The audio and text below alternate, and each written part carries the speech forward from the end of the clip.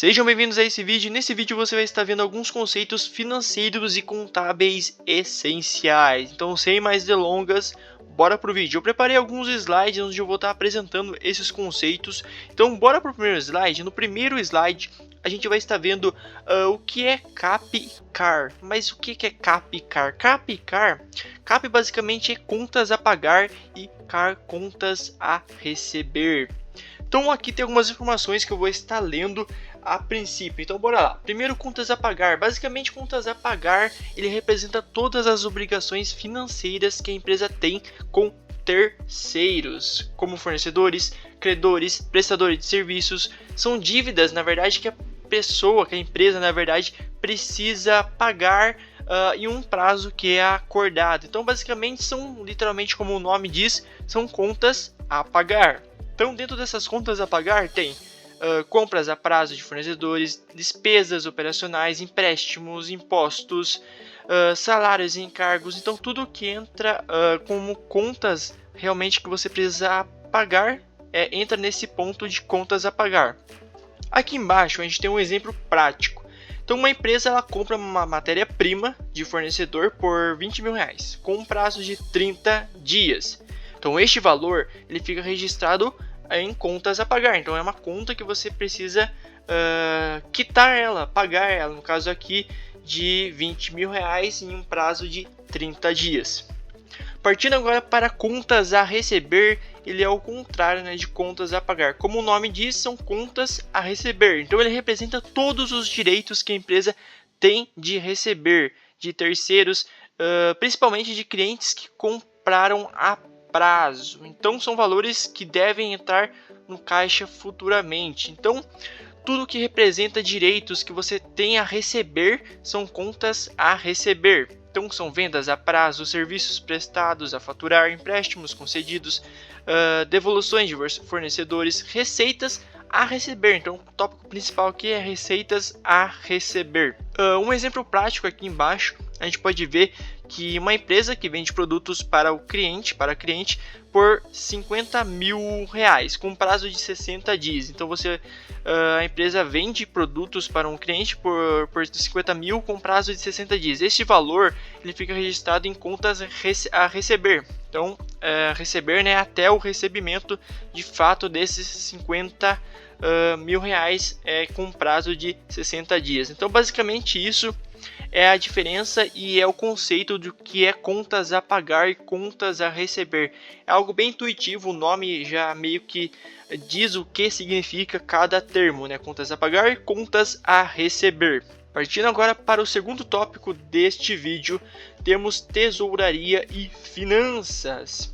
Começando por tesouraria.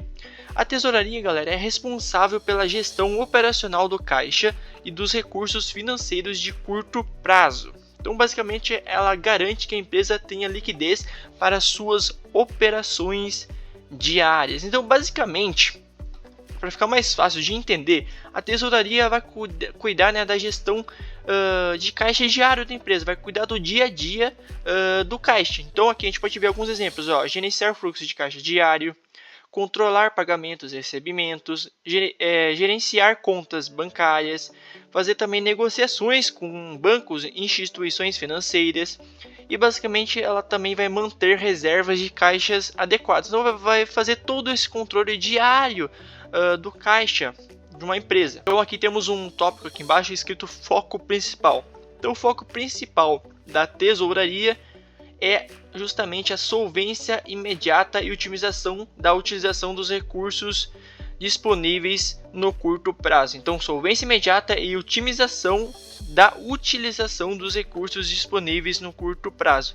Então, basicamente, essa solvência imediata é garantir que quando você, por exemplo, precisa pagar uma conta, você tenha esse dinheiro, essa solvência imediata para você conseguir pagar essa conta no momento que você precisa. E para você ter esse dinheiro no momento que você precisa fazer uma gestão operacional do caixa, fazer um controle diário desse caixa para você saber se você vai ter dinheiro, se você não vai ter o dinheiro. Então, justamente esse controle diário do caixa.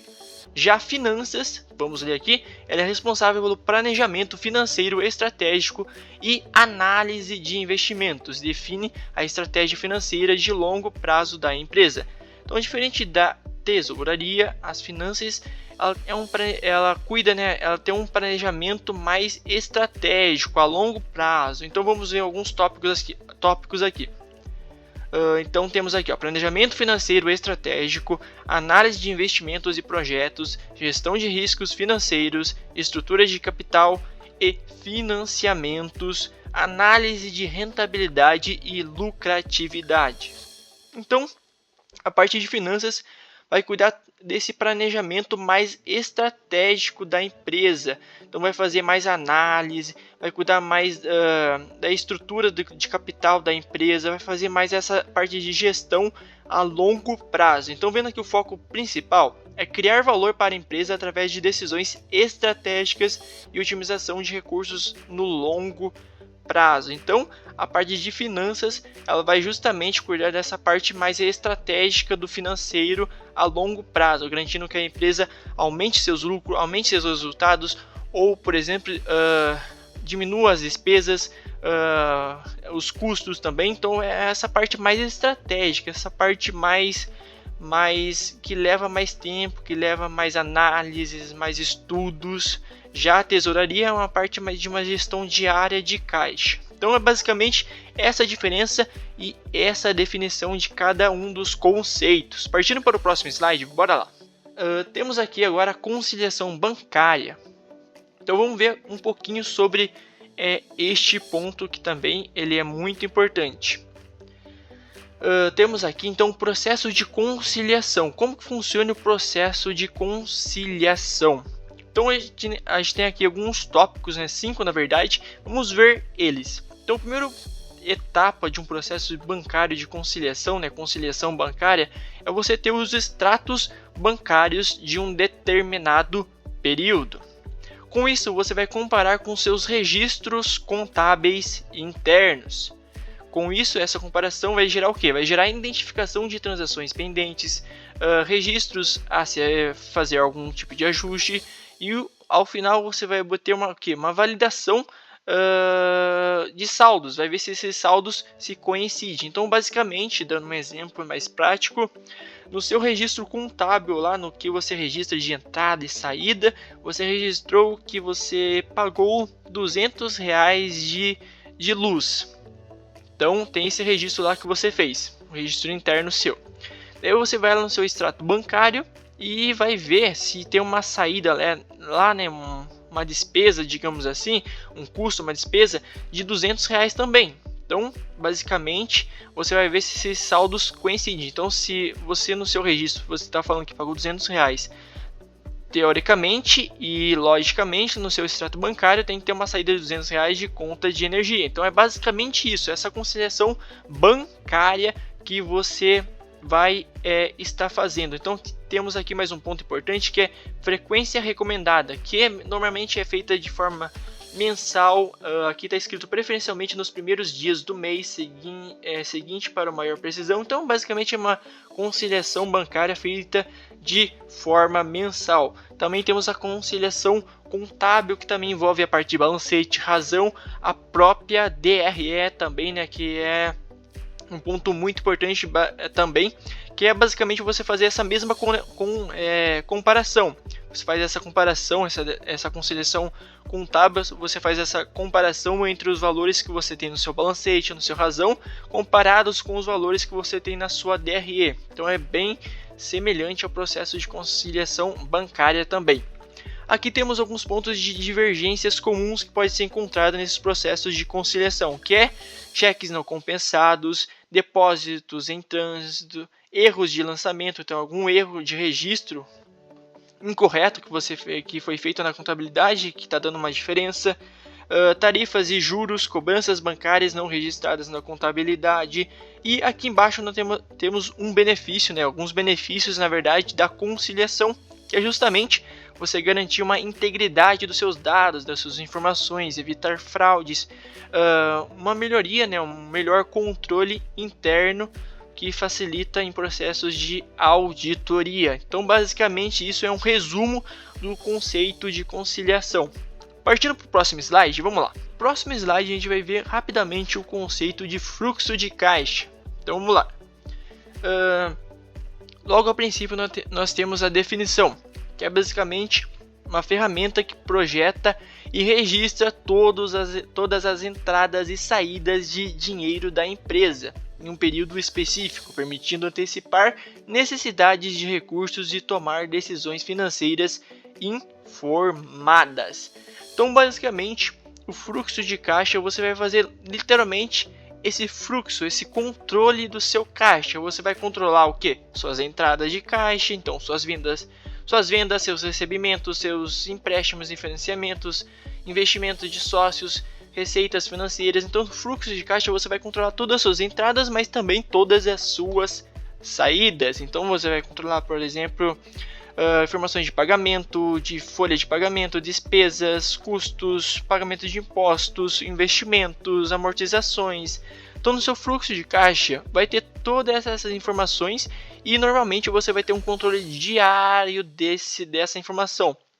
Então, por exemplo, você vai ter dia a dia o controle de tudo que entrou, de tudo que saiu, a diferença. Então, é um controle bem detalhado mesmo, como a definição diz aqui, ó, uma ferramenta que projeta e registra todas as entradas e saídas de dinheiro da empresa. Então, esse é o objetivo, né, o conceito do fluxo de caixa, você ter esse controle mesmo de entrada e saída da empresa. Então, não só esses pontos aqui que eu listei, mas também tem outros pontos de entrada, outros pontos de saída. Aqui é basicamente um resumo para ajudar no entendimento. Mas aqui nós temos alguns pontos importantes também, que o fluxo de caixa ajuda você a identificar alguns pontos de déficit.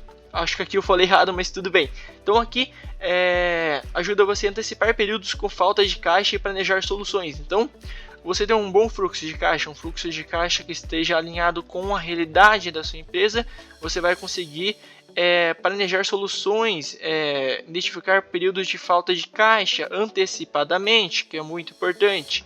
Também você vai conseguir otimizar seus recursos, aplicar excedentes de caixa em investimentos rentáveis, também é algo muito importante. E tomar decisões, né? Com um fluxo de caixa bem feito, você vai conseguir tomar decisões baseadas em uma visão estratégica, né? Em projeções reais de caixa. Então, o fluxo de caixa é o controle das suas entradas, das suas saídas e outros pontos também bem importantes que estão envolvidos dentro do fluxo de caixa, como você pode controlar suas variações. Então, essa é a informação primária do fluxo de caixa, entrada e saída, mas dentro disso você pode construir outras visões importantes também do fluxo de caixa. Partindo para o próximo ponto, mas não menos importante, então basicamente esse é um resumo sobre o fluxo de caixa. Bora lá, próximo ponto.